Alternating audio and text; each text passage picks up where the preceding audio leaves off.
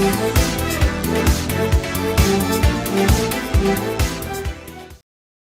YouTube, it is I, Bass Fishing Boy, here today with another video.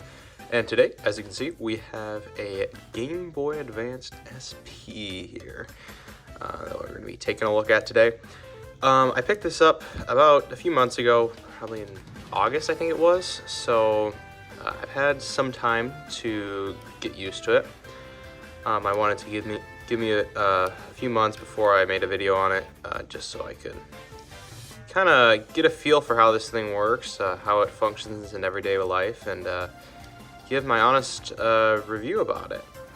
So, with that, I'm just going to start by talking about the console itself, and then I'll get to all this stuff in the back here. So, the first thing I want to talk about with this console is the screen. So if you turn it on here, you can see it's a front-lit screen. It's pretty nice. So if we turn it this way though, you can see where it's how it's front lit. So it'll whitewash the screen if you turn it too much to the side, which isn't too much of an issue because it works pretty well any other direction. I mean, you're not gonna be playing your game like this, so it's not that big of an issue. It's a little weird at night though, because due to it being a front lit screen, some of the light leaks out the back here, and so if you're playing this at night, it can like light up your room, which is a little weird, to say the least, but it's kind of fun. You can turn off that with this button here. So there you go. You can see now our screen is not front lit, and we just have to use the light in the room to see. But I prefer to have the screen light on. So yeah, I personally like the screen a lot. It's much better than a Game Boy Advance, which does not have a front lit screen, and I don't know. I like playing this at night, so I'm very glad that this has a front lit screen. It's one of the main reasons I got the SP over the Advance. So yeah, not too many complaints there. So let's move on to the bumpers here. Okay, so for the bumpers, it's a little odd. These are, I mean, they're pretty clicky. It's nice, they feel nice. They're super small though, which is like, I would like them if they maybe came over here a little bit more. But that's okay. They function just fine. I mean, I've had no issues with them, but I don't know, it doesn't bother me. But if you have huge hands, this is probably not the console for you. You're gonna want probably a Game Boy Advance. But it doesn't bother me that much. That brings me to the front buttons as well. These are great. Oh my gosh, this D-pad is beautiful. It's wonderful. It's much like a NES controller's D-pad, except it's a little bit farther down, so it's pretty clicky, which is really nice. A and B buttons work great. Start and select. They're a little small, but yeah, you know, you're not going to be using this all the time. So yeah, the main buttons, they work great. It's not super cluttered. It's perfect for your hands. Again, it gets a little cramped if you have big hands, just because you're trying to press these buttons and the A and B button at the same time, so that's a little iffy there. But other than that, it's really nice. Due to that fact, though, that all this is really close together, this is a really compact console, especially when you fold it over. You can just slide this right in your pocket, and it's great. I mean, it's perfect for like road trips or anything. It's smaller than your phone or your wallet, so it's really good for that. And you can even carry a game in there if you want to put it in the slot. It's just great. I would totally recommend this if you're a big traveler and you just want something to play. That isn't a Nintendo Switch that you can't put in your pocket. I've tried. Trust me, it does not work. So yeah, I was really talking to him and like, So yeah, I like that about it. Feels pretty nice. This one's a little scuffed up. It's a little scratched. I got it for fairly cheap for what these are, but that's kind of to be expected when you're getting into retro gaming, of just how used some of your consoles are gonna be. Oh, probably should talk about these here. So as you can see here, we have a charging port. I believe that's the charging port. Yeah, that's the charging port. This is the Game Boy Link cable port. If you notice though, there is a lack of a headphone jack, which is not an issue on the regular Game Boy Advance. For this, you have to get a adapter, actually, a dongle. You plug it right in here. For a headphone jack, I don't have one, but some people I've seen online have had one, and it's a little annoying.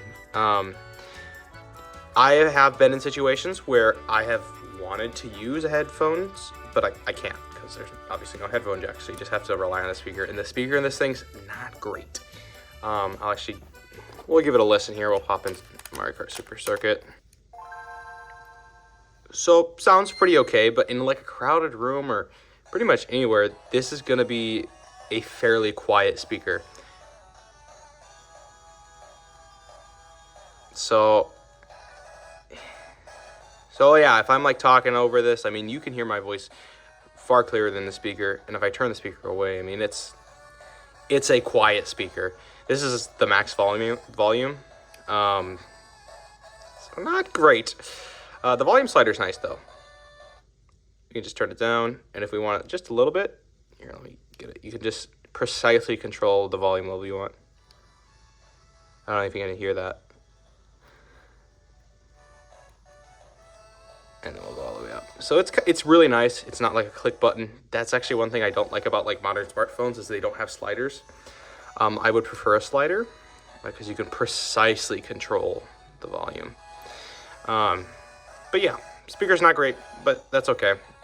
Anyway, I think that's it for this console itself. Yeah, again, this one's pretty worn, but it gets the job done. I love it. I play it a lot, especially when I'm going on road trips. It's just super nice to have that compact form factor that you don't get with a normal SP or pretty much any other handheld. Maybe I guess a 3DS or a DS has the clamshell design as well, but this is probably the smallest of all of them, and it's great. Anyway, with that, let's start talking about some of the games you can get on this console. So, this console has a massive library of games, and I mean, they are some of the greatest games of all time. I mean, you got Mario Kart on here. Yeah, come on, get out. So you got Mario Kart on here. Great game. Super Circuit. It's super underrated. It's a little hard to get into if you're used to like some of the more modern Mario Karts, but I really like it. It's super fun to play. You also got pretty much all of the Mario platformers on here, up to like Super Mario World. Now, I don't have all of them personally, but I got Mario Bros. 3 and Super Mario World here. I also picked up Super Mario and Luigi Superstar Saga. This is a great game, by the way. Totally recommend you check this out. I wanted to get this game before I bought Mario Bros. Brothership, just because I don't know. I was feeling a little unsure about it. I'd never played a Mario and Luigi game before, so I decided to start with the first one in the series, and this is a really, really fun game. Again, definitely recommend it. This copy has, what is it? It's got a carving at the top. Cortez, it says. I don't know. You're gonna get that with retro games. There's some really odd things out there that you're gonna get. This one, I think. Oh shoot. This one says what? Max Johnson on it. Sorry, Max Johnson. I guess I just doxed you.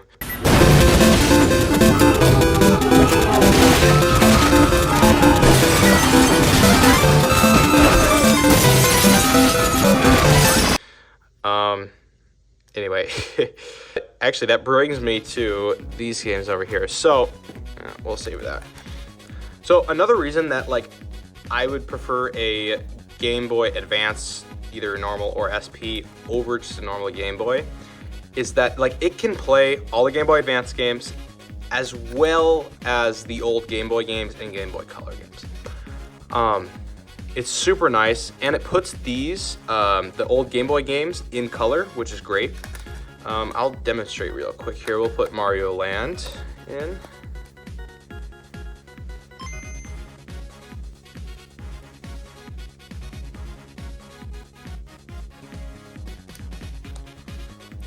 There we got it. There we go. Took a little bit of getting, but that's okay. Yeah, one thing I found with pretty much all these games, there's a little bit of variability of if you're gonna get them started or not. That depends on a lot of things. Since they are physical cartridges, you're gonna get dust in there and other things, which is just it's a little annoying at times. But as long as you got a good cleaning kit, just use some isopropyl alcohol and some cotton swabs, you'll be fine. But anyway, as you can see, it does put Super Mario Land into as much color as it can give it. I'm not really sure how it does it actually, but that's pretty cool. So yeah, I mean, it works fine. It's here, volume works fine. Really, I mean, it works great. So if you're looking to get into old Game Boy games, again, console for you. You play them in color, you play them on the go. You don't have to carry around a huge Game Boy. I mean, original Game Boys are crazy big. So definitely recommend the Game Boy Advance SP. We'll take that out. They also released a classic NES series with a ton of old NES games. I only have Donkey Kong here. I was gifted this by a friend, and it's in wonderful condition. I'm very happy about it.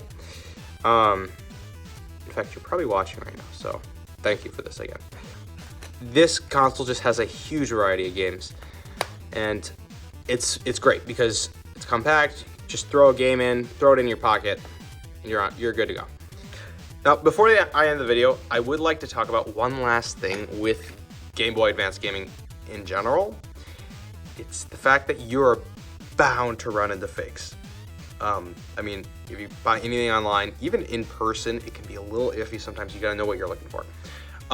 For example, here I got two bootleg copies of Mario Bros. 3 and Super Circuit. Now, these look fairly genuine on the surface, but you gotta know what you're looking for. For example, Mario Bros. 3 has completely different artwork. They never printed anything like this, so make sure you're looking at your artwork on the games before you buy them. Or Super Circuit has the same artwork, but it's a little washed out, as you can see. The official one has a bit darker blue than this washed out lighter blue on the fake one. But it's really hard to tell. You can tell there's a little bit of a dip here in the official one, not so much in the fake one.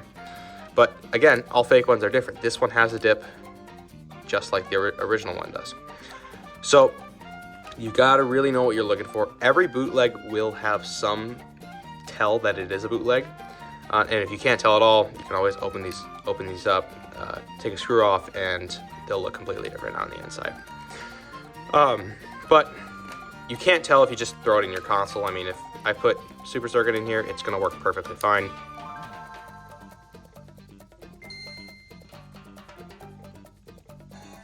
See, that's Mario Kart Super Circuit. But it will likely lose all your save data because the batteries in these things do not last long at all.